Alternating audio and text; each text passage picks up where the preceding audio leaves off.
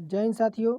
उम्मीद करता हूँ आप सब अच्छे होंगे और अपनी तैयारी कर रहे होंगे। तो आज हम UP triple S C junior assistant की तहत आज हम जीके कवर करने वाले हैं। तो चलिए शुरू करते हैं। और अगर चैनल पर पहली बार जुड़े हैं तो चैनल को सब्सक्राइब करके बेल आइकन को ज़रूर ऑन कर लें, ताकि मैं जो भी इंफॉर्मेशन आपको दूं या वीडियो अपलोड करूं सबसे पहले आप तक पहुंचे और आप अपनी तैयारी कर पाएँ। तो चलिए यहाँ से शुरू करते हैं। पहला नंबर, और यहाँ कह रहा है पहला क्वेश्चन कि सिंधु घाटी सभ्यता के दो प्राचीन नगर हड़प्पा डैश डैश खुदाई करने पर सामने आए हैं। तो यहाँ पर है वाराणसी, मोहनजोदाड़ो, सूरत और हस्तिनापुर। तो यहाँ पर अगर बात करें पहले का, तो देखिए यह हो जाएगा मोहनजोदाड़ो। हड़प्पा पूर्वोत्तर जो है, देखिए हड़प्पा जो है वह आपका पूर्वोत्तर पाकिस्तान के पंजाब प्रांत का एक पुरातात्विक स्थल है। यह आपका साहिवाल शहर से 20 किलोमीटर पश्चिम में आपका स्थित है। यहाँ पर हमारा जो दूसरा शहर आपका हो जाएगा वह मोहनजोदाड़ो हो जाएगा, खुदाई करने पर सामने आए हैं। ऑप्शन नंबर हमारा दूसरा पहले का करेक्ट आंसर हो जाएगा। आगे है महावीर का प्रथम शिष्य कौन था। यहाँ पर साथियों दूसरा नंबर क्वेश्चन पूछ रहा है कि महावीर का प्रथम शिष्य कौन था। ऑप्शन में है भद्रबाहु, दूसरा है स्थूलभद्र, तीसरा है चावर्ग और चौथा है जमाली। तो महावीर का जो प्रथम शिष्य कौन था, तो यहाँ पर हो जाएगा जमाली। कौन था? तो महावीर के प्रथम शिष्य जमाली थे। जमाली उनकी बेटी अनोजा प्रियदर्शनी के पति थे, जिस प्रकार वह महावीर के दामाद थे। तो ऑप्शन नंबर हमारे यहाँ पर चौथा करेक्ट आंसर हो जाएगा। आगे है वर्धमान महावीर और किस नाम से विख्यात है। यहाँ पर तीसरा नंबर प्रश्न पूछ रहा है वर्धमान महावीर और किस नाम से यहाँ पर विख्यात है। ऑप्शन है जैना, महान शिक्षक और महान प्रचारक। ऑप्शन चौथा है जैन। यहाँ पर तीसरे का हो जाएगा जैना हो जाएगा। क्या हो जाएगा? वर्धमान शहर महावीर को जैना नाम से भी जाना जाता था। जैना शब्द का मूल अर्थ होता है विजेता। क्या होता है? जैना का अगर आपसे अर्थ पूछा जाए तो इसका एक आपका दूसरा अर्थ होता है, जिसका अर्थ होता है विजेता। प्रेम और घृणा, सुख और दुख, आसक्ति और विरक्ति जैसे मोह भावों पर विजय प्राप्त करना और आपका ज्ञान, अवलोकन, सत्य और क्षमता का निस्तेज करने वाला कर्मों से आत्मा का मुक्त कराने हेतु उन्हें जैना कहा जाता था। जैना शब्द जो है जैन की उत्पत्ति से हुई है। तो यहाँ पर ऑप्शन नंबर तीसरे का पहला करेक्ट हो जाएगा। चौथा नंबर है बौद्ध धर्म के अष्टांग मार्ग में निम्नलिखित में से क्या शामिल नहीं है। ऑप्शन है सद्वाणी, सद्विचार, सतेच्छा और सदाचारण। तो बौद्ध धर्म के अष्टांग मार्ग में निम्नलिखित में से क्या शामिल नहीं है। तो यहाँ पर हो जाएगा ऑप्शन नंबर 3 आपका सद्विचार हो जाएगा। क्या हो जाएगा? अष्टांग मार्ग, और अष्टांग मार्ग महात्मा बुद्ध द्वारा प्रतिस्थापित 8 उपदेशों में से एक है। मानव विकास और सामाजिक विकास में यह सहायक है। यह 8 मार्ग आपके जैसे निम्नवत हैं। अगर बात करें सम्यक दृष्टि, जो आपका अंधविश्वास तथा प्रेम से रहित था। सम्यक संकल्प, जो उच्च और बुद्धि युग युक्त था। सम्यक वचन, जो नम्र, उन्मुक्त और सत्यनिष्ठ पर आधारित था। सम्यक कर्मंत, जो सम्यक और आजीविक। व्यायाम, सम्यक स्मृति, सम्यक समाधि। इन मार्गों में जो है आपका सदेच्छा शामिल नहीं है। तो यहाँ पर हमारा चौथे का तीसरा ऑप्शन जो है सद्विचार यहाँ पर करेक्ट हो जाएगा। पांचवा नंबर है निम्नलिखित में से कौन सा राजवंश मौर्य के बाद आया है। तो यहाँ पर बात करिए, देखिए सातवाहन और शुंग, यवन और आपका पांड्या। तो 4 ऑप्शन दे रखा है। तो हमारा इसमें हो जाएगा शुंग। ऑप्शन नंबर पाँचवें का दूसरा। शुंग वंश प्राचीन भारत का एक शासकीय वंश था, जिसने मौर्य राजवंश के बाद शासन किया। इसके शासन जो है उत्तर भारत में 184 ईसा पूर्व, कब? 184 ईसा पूर्व तक, यानी 112 वर्ष तक। कब? 112 वर्ष तक रहा था। और पुष्यमित्र शुंग राजवंश का प्रथम जो है शासक था। तो यहाँ पर साथियों पांचवे का ऑप्शन नंबर दूसरा हमारा यहाँ पर करेक्ट आंसर हो जाएगा। छठवां नंबर है कौन से मौर्य शासक भद्रबाहु के साथ श्रवणबेलगोला गए थे। ऑप्शन है अशोक, चंद्रगुप्त, दशरथ और बिंदुसार। तो यहाँ पर 6 नंबर में जो हो जाएगा वह हमारा चंद्रगुप्त हो जाएगा। लगभग 300 ईसा पूर्व, कब? लगभग 300 ईसा पूर्व के आसपास अकाल के दौरान चंद्रगुप्त मौर्य ने सिंहासन त्याग कर अपने पुत्र बिंदुसार को राज्य को सौंप दिया। और अपने जैन गुरु भद्रबाहु के साथ कर्नाटक के मैसूर के निकट श्रवणबेलगोला में चले गए। उन्होंने यहाँ ध्यान और एक तपस्वी के रूप में अपना दिन बिताने लगे। और जैन धर्म का सबसे उत्तम जो है अंत है वह स्वेच्छा से अन्न त्याग कर अपनी मृत्यु को स्वीकार करना, अपने जीवन को जो है समाप्त करना। यहाँ पर ऑप्शन नंबर दूसरा हमारा जो हो जाएगा वह 6 का दूसरा ऑप्शन हमारा यहाँ पर करेक्ट हो जाएगा। आइए 7वां नंबर देखते हैं। यहाँ पर कह रहा है निम्नलिखित में से कौन सा शहर हड़प्पा नहीं था। निम्नलिखित में से कौन सा शहर हड़प्पा शहर नहीं था। तो हड़प्पा शहर में कौन सा शहर नहीं था, चलिए ऊपर देखते हैं। ऊपर आपका ऑप्शन मिलेगा।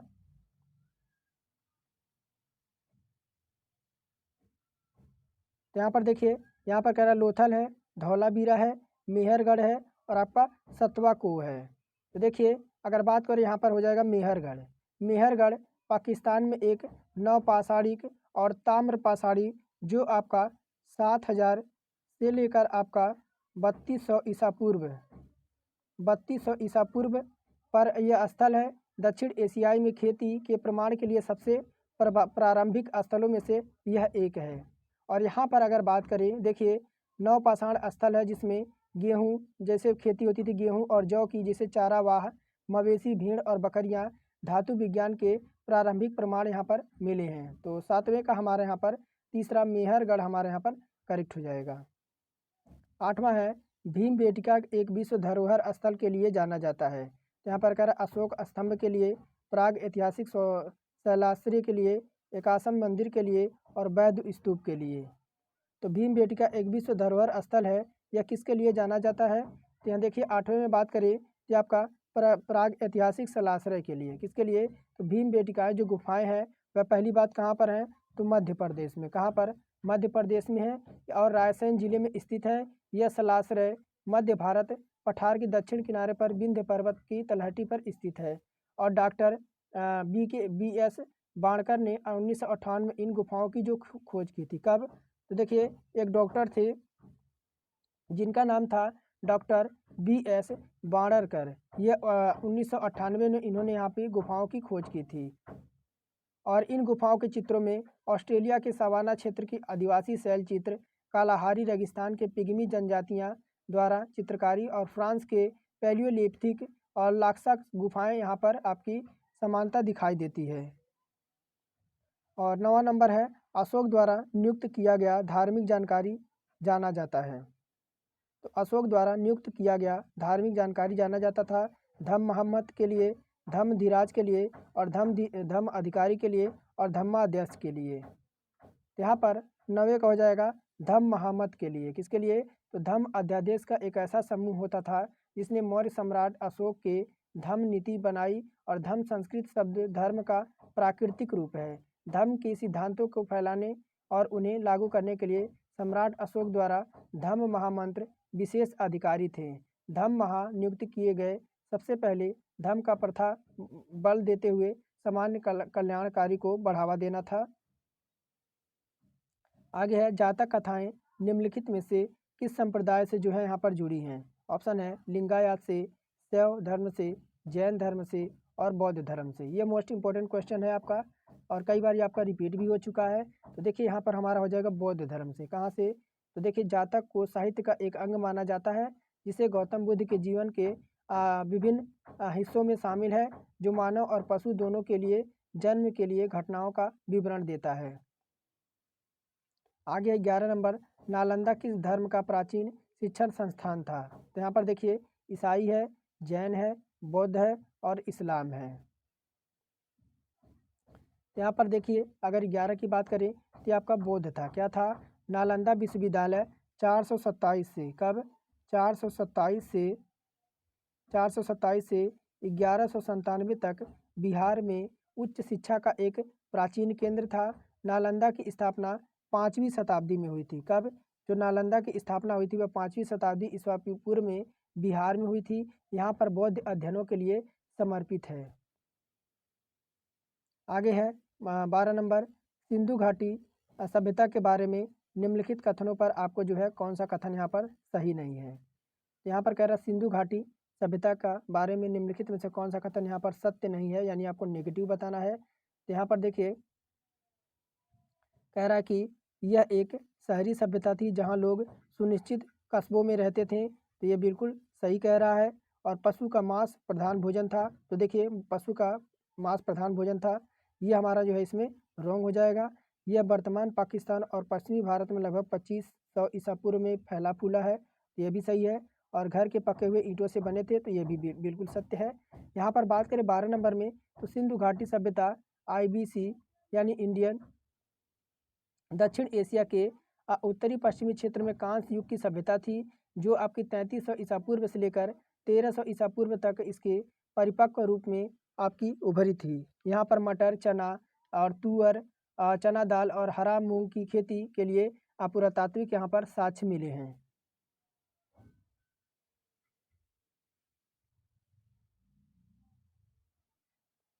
आगे है 13 नंबर और कह रहा है जैनियों का पवित्र स्थान श्रवणबेलगोला कर्नाटक के किस जिले में स्थित है।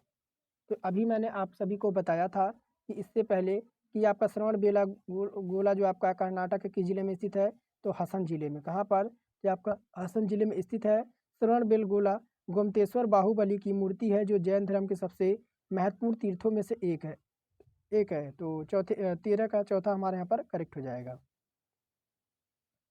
प्राचीन शहर लोथल, जो अब एक प्रमुख पुरातात्विक स्थल के रूप में प्रसिद्ध है, भारत के किस राज्य में यह स्थित है। तो देखिए अगर यहाँ पर बात करें 14 नंबर में, तो लोथल गुजरात के सौराष्ट्र क्षेत्र में स्थित है। कहाँ पर, तो लोथल जो है अभी गुजरात के सौराष्ट्र क्षेत्र में साबरमती नदी और उसकी सहायक भोगवा नदी के बीच में स्थित है। सबसे पहली इसकी खोज की थी 1954 में। यह भी आपका मोस्ट इम्पोर्टेंट क्वेश्चन है, आपके हर तरह के एग्जामों में पूछा जाता है। और इसकी खोज की अगर बात करें तो देखिए 1954 में इसे खोजा गया था। और लोथल की खुदाई 1955 और 1960 के पुरातात्विक SR राव ने की थी। किसने की थी, SR राव ने जो है इसकी खोज की थी। 15 नंबर है, संगम साहित्य किस भारतीय भाषा में लिखा गया है। संगम साहित्य किस भारतीय भाषा में यहाँ पर लिखा गया है। ऑप्शन है संस्कृत, कन्नड़, तमिल और तेलुगु। यहाँ पर जो हमारा 15 का करेक्ट हो जाएगा ऑप्शन नंबर 3 आपका। यह देखिए संगम साहित्य प्राचीनतम उपलब्ध तमिल साहित्य का एक इतिहास है, और यह 400 ईसा पूर्व से 300 ईसा पूर्व के बीच यह दिनांकित है। हालांकि माना जाता है कि अधिकांश साहित्य 100,000 ईसा पूर्व से 2500 ईसा पूर्व के बीच आपका यह है। तो ऑप्शन नंबर हमारे यहाँ पर तीसरे का तमिल करेक्ट हो जाएगा। आगे है 13वीं शताब्दी के प्रारंभ के साथ थानेश्वर और कन्नौज के सिंहासन पर कौन बैठा। तो यहाँ पर देखिए चंद्रगुप्त मौर्य है, चंद्रगुप्त द्वितीय है, राजेंद्र चोल प्रथम है, कृष्णदेव है और हर्षवर्धन है। तो 16 नंबर में देखिए ये हो जाएगा हमारा हर्षवर्धन। कौन हो जाएगा, 7वीं शताब्दी के प्रारंभ के साथ हर्षवर्धन 606 से 647 तक आपका अपने भाई राज्यवर्धन के मृत्यु पर थानेश्वर और कन्नौज की गद्दी पर यह चढ़ाई की थी।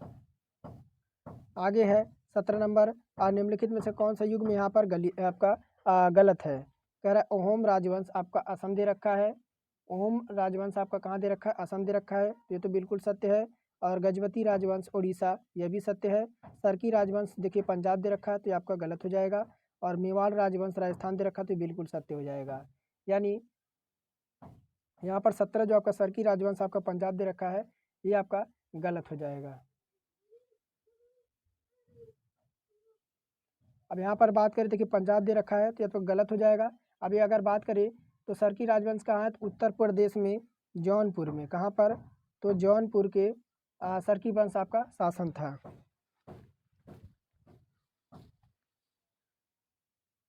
आगे है नेपाल के कवि भानुभक्त आचार्य डैश डैश का संस्कृत से नेपाली भाषा में अनुवाद करने के लिए प्रसिद्ध है। कह रहा योग सूत्र, महाभारत और मनुस्मृति और रामायण। तो देखिए 18 में बात करें, 18 का 14 हमारा हो जाएगा रामायण। कौन हो जाएगा, मनुभक्त आचार्य ने पहली बार महान महाकाव्य रामायण को संस्कृत से नेपाली में अनुवाद कराया था। 19 नंबर आपका 19 नंबर है, कह रहा कि हड़प्पा स्थलों में निम्नलिखित में से मिली वस्तुओं में से कौन सी वस्तु को इंजीनियर आज के पाकिस्तान के पंजाब में पहली रेलवे लाइन का निर्माण करने के लिए ले गए थे। ऑप्शन देखिए, ईंटें हैं, दरवाजे हैं, कांस की धरण है और लोहे की पटरियां हैं। तो ये हो जाएगी क्या, तो ईंटें हो जाएंगी। कहाँ क्या हो जाएंगी, तो जब पाकिस्तान में पंजाब में पहली बार रेलवे लाइन बिछाई जा रही थी, तब जो इंजीनियर थे वो हड़प्पा की साइट का पता चला और उन्होंने यहाँ पर एक टीले की तरह लगा था, जो रेडीमेड उच्च गुणवत्ता वाली ईंटों का एक यहाँ पर समृद्ध स्रोत था, यहाँ पर ईंटें। और इसलिए उन्होंने रेलवे लाइन बनाने के लिए शहर के पुराने भवनों को दीवारों से हजारों ईंटें निकाले। और कह रहा कि 20 नंबर की एलिफेंटा गुफाओं डैश डैश संप्रदाय से जुड़े शैल चित्रों रॉक आर्ट का संग्रह है। ये हो जाएगा आपका शिव। ऑप्शन नंबर तीसरा हमारे यहाँ पर एलिफेंटा की मुख्य गुफाएं रूप से हिंदू भगवान शिव को समर्पित गुफा मंदिर का एक समूह है। 21 है, हड़प्पा सभ्यता के अन्य शहरों के विपरीत धौलावीरा शहर को डैश डैश भागों में विभाजित किया गया था और प्रत्येक भाग विशाल पत्थर की मूर्ति से घिरा हुआ है। कह रहा 5, 2, 3 और 4। तो यहाँ पर हो जाएगा 3 हो जाएगा। क्या हो जाएगा कि कुछ अन्य हड़प्पा शहरों के विपरीत जो 2 भागों में विभाजित थे, धौलावीरों को 3 भागों में विभाजित किया गया था। जैन धर्म के 24वें और अंतिम तीर्थकर वर्धमान महावीर का जन्म 6वीं शताब्दी ईसा पूर्व में कहाँ पर हुआ था? ऑप्शन है देखिए, बिहार, आंध्र प्रदेश, महाराष्ट्र और तमिलनाडु। तो देखिए ऑप्शन हो जाएगा बिहार हो जाएगा। क्या हो जाएगा, महावीर का जन्म कुंडल ग्राम के राजा सिद्धार्थ एवं लक्ष्मी राजकुमारी त्रिशला के घर 540 ईसा पूर्व। कब, तो 540 ईसा पूर्व वर्धमान बिहार में स्थित प्राचीन शहर वैशाली के पास कुंडल ग्राम नामक स्थान पर हुआ था। और महावीर जो थे इक्ष्वाकु वंश के थे। धौलावीरा और लोथल की प्राचीन हड़प्पा बस्तियां वर्तमान राज्य डैश डैश में स्थित हैं। तो 23 का यहाँ पर हमारा हो जाएगा पहला गुजरात हो जाएगा। क्या हो जाएगा, कि देखिए हड़प्पा सभ्यता का स्थल धौलावीरा और लोथल गुजरात में स्थित हैं। धौलावीरा कच्छ जिले के भचाऊ तालिका और खारी बेटा में एक पुरातात्विक स्थल है। लोथल स्थल पर हड़प्पा सभ्यता के अवशेषों की खोज निम्नलिखित में से किसने की थी? यहाँ पर हो जाएगा SR राव ने। किसने, तो लोथल की खोज जो हुई थी वह 1954 में। अभी मैंने आपको पीछे वीडियो में बताया था कि ये देखिए लोथल की खोज वर्ष 1954 में SR राव द्वारा किया गया था और यह गुजरात का एक व्यवस्थित सर्वेक्षण के परिणाम स्वरूप हुई थी। आइए आगे देखते हैं 25 नंबर।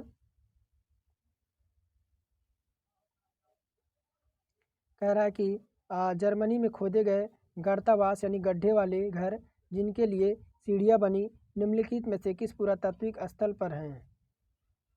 स्थल पर मिले हैं। कह रहा है कि आपका उतनूर, बुर्जहोम, हुल्लूर और आपका पयमपल्ली। तो 25 नंबर है, ये आपका हो जाएगा बुर्जहोम। क्या हो जाएगा, देखिए कश्मीर में बुर्जहोम से गड्ढों के साक्ष्य मिले हैं जो लोगों द्वारा ज़मीन पर खोदकर बनाए गए गड्ढे जिनमें सीढ़ियाँ बनी हुई थी।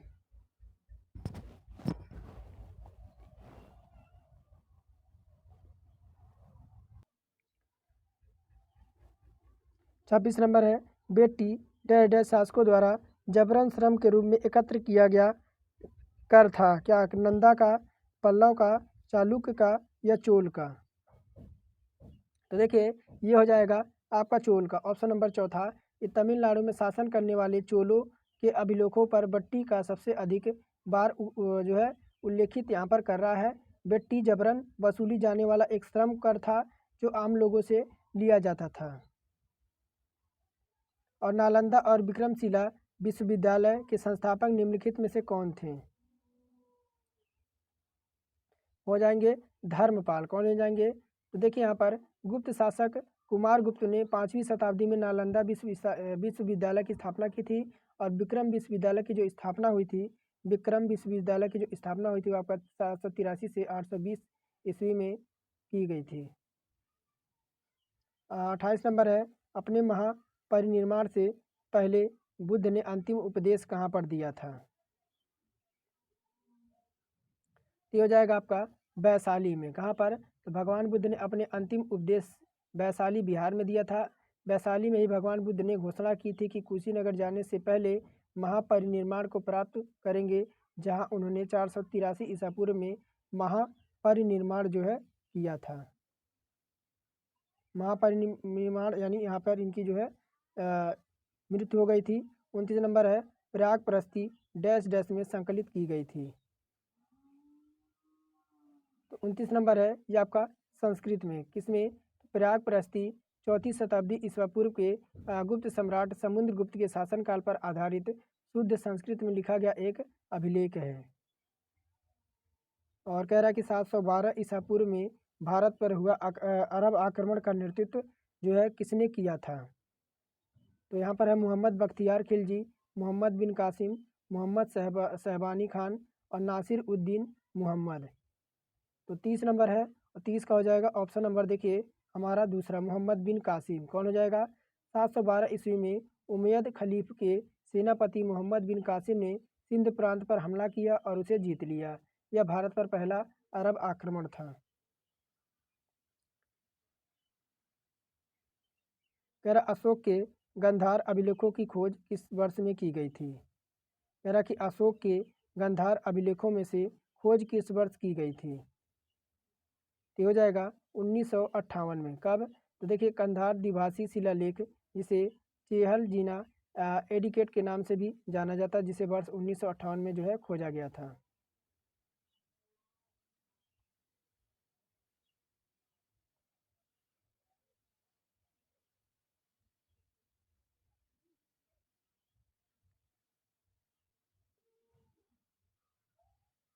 आगे है, सिंधु घाटी सभ्यता के घरों में कमरे आमतौर पर डैश डैश के आसपास से बने हुए थे। तो कुएं के, अंगीठी के, आंगन के और पानी की टंकी से। तो 32 नंबर है, और ये देखिए 32 का हो जाएगा आंगन के। किसके? तो सिंधु घाटी सभ्यता के मकान 1 या 2 मंजिले ऊंचे थे, जिनमें एक आंगन के चारों ओर कमरे बने हुए थे। आगे है, मौर्य वंश ने निम्न में से किस राजवंश के बाद मगध पर शासन किया था? तो 33 है, ये हो जाएगा नंद वंश। देखिए आपका 343 से 321 343 से 321 ईसा पूर्व के बीच नंद वंश ने उत्तरी भारत पर मगध पर जो है शासन किया था। और निम्नलिखित में से कौन प्राचीन भारत के इलंगो द्वारा रचित एक प्रसिद्ध तमिल महाकाव्य है? तो 34 नंबर है, यहाँ हो जाएगा आपका शिलप्पाधिकारम। कौन सा हो जाएगा? देखिए माना जाता है कि शिलप्पाधिकारम जो है इलंगो आदिकाल लेखक थे, जो आस्था से जैन और राजा चेर जो है सेन गुट्टवन के छोटे भाई थे। और बाणभट्ट ने डैश डैश की जीवनी लिखी थी।